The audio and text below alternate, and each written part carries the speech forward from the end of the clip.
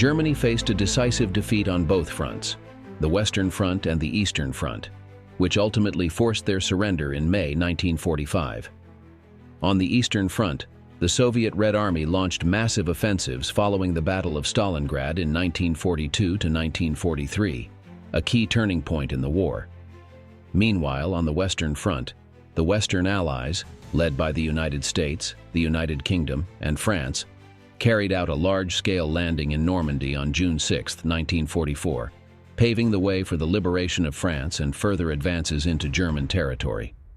Under pressure from both fronts, Germany was unable to hold on much longer, and on May 7, 1945, they unconditionally surrendered in Reims. Following this defeat, many Nazi officials and officers were captured and tried for war crimes. Among those arrested was Otto Förschner, an SS officer involved in managing concentration camps and responsible for the brutal conditions that led to the deaths of thousands of prisoners due to forced labor and cruel treatment. Otto Förschner was born in the town of Dürenzimmern, Bavaria, on November 4, 1902. He was raised on his family's farm, and little is known about his childhood. In 1922, he joined the Reichswehr, the German armed forces before the Nazi era, and served for 12 years.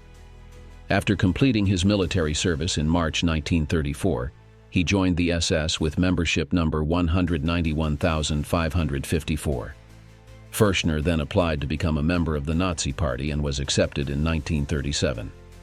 When Germany invaded Poland on September 1, 1939, Förschner served in the 4th Company of the Leibstandarte SS Adolf Hitler unit.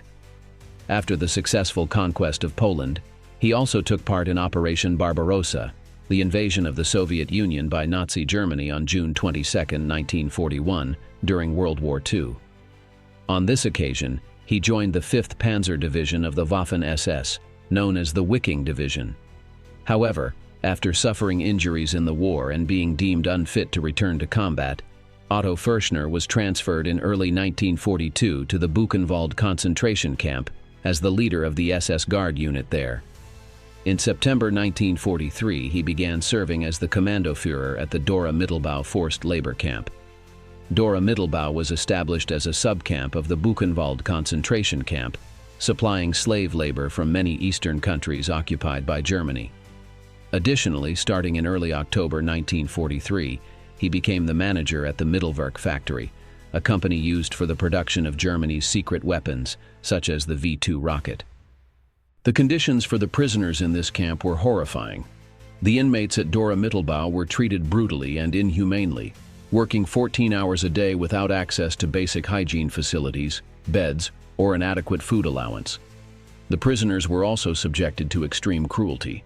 As a result, they frequently sustained injuries, including permanent and physical disabilities, as well as death. Approximately 1/3 of the roughly 60,000 inmates sent to Dora Mittelbau perished. However, in April 1944, he lost his position as factory manager at Mittelwerk after Georg Ricci was appointed general director, or chief director, of the company. Following the reorganization at Mittelwerk, Förschner remained responsible for security, labor supervision, and maintaining the secrecy of the project. In this role, his duty was to prevent sabotage attempts within the facility. From the outset, Förschner chose to collaborate with communist prisoners who were given administrative roles within the camp. They were assigned important positions in the camp administration because Förschner sought to utilize their expertise to ensure the smooth operation of the facility. One of the prisoners holding such a position was Albert Kuntz, who was also part of the camp's resistance group.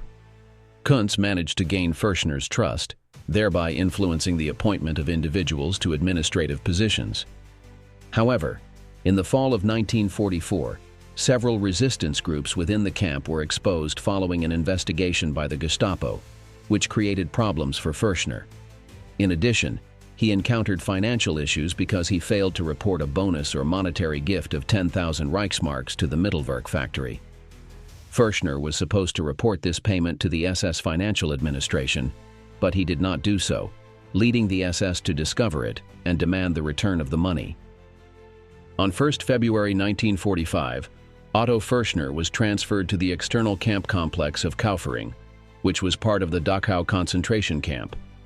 There, He was responsible for work commands and the evacuation of prisoners.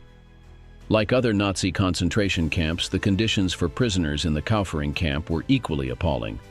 They were forced to work under brutal conditions and lived in abysmal circumstances. Most prisoners were compelled to build railway embankments and transport sacks of cement for bunker construction projects that were intended for producing various components for the Messerschmitt Me-262A aircraft. Of the approximately 30,000 prisoners held in this camp, half perished before liberation. They died from starvation, disease, execution, or during death marches. However, as Germany became increasingly cornered by the Allies, at the end of April 1945, Förschner was captured by members of the U.S. Army. On 15 November 1945, he was brought before a U.S. military tribunal on charges of war crimes at the Dachau Main Court.